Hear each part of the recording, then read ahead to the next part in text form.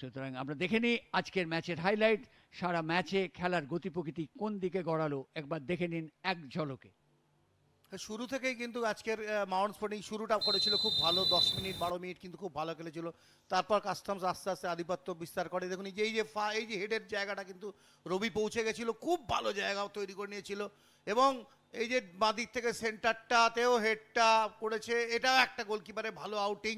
মানে আক্রমণ প্রতি আক্রমণে তখন খেলা চলছিল।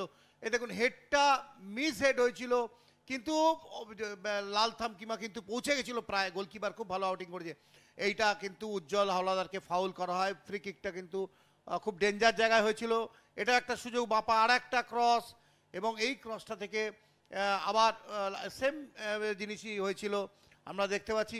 আর এই গোল কিন্তু এটা টোটালি ডিফেন্সের মিস্টেক। কিভাবে কিন্তু যে দিনেশ এই ধরনের পায়ে ট্র্যাপটা করলো, দীপু দিল, আর দিনেশের ট্র্যাপিংটা দেখুন বেরিয়ে গেল এত স্লো। এবং অবশ্যই একদম শিকারির মতো যেন ছো মেরে রবি হাঁসদা কিন্তু গোলটা করে দিল। অর্থাৎ এই সময় কাস্টমসকে কিন্তু বেশ উজ্জ্বল লাগছিল।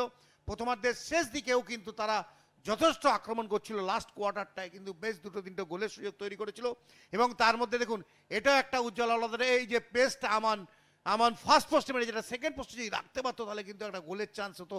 তো এইটাও একটা রবি ভালো ট্র্যাপটা কিন্তু করতে পারেনি, হাতে লাগিয়ে গোলটা করেছিল ঠিকই, কিন্তু এটা গোলের বল। দেখুন উজ্জ্বলের টাইমিং অফ রানিংটা কত ইম্পর্টেন্ট।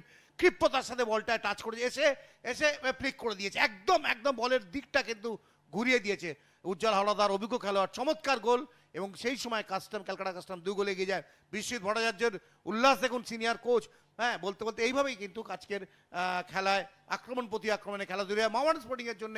দেখুন এটা একটা সুযোগ ছিল, গোলকিপারের ভালো আউটিং, আর এই যে ট্র্যাপটা, এটা উজ্জ্বলের পাটা লেগে যায়। এখানে ট্যাকেলটা ভালো হয়েছিল, হলুদ কার্ড দেখেছেন রেফারি। মানে বলের জন্য দুজনেই লড়ছিল।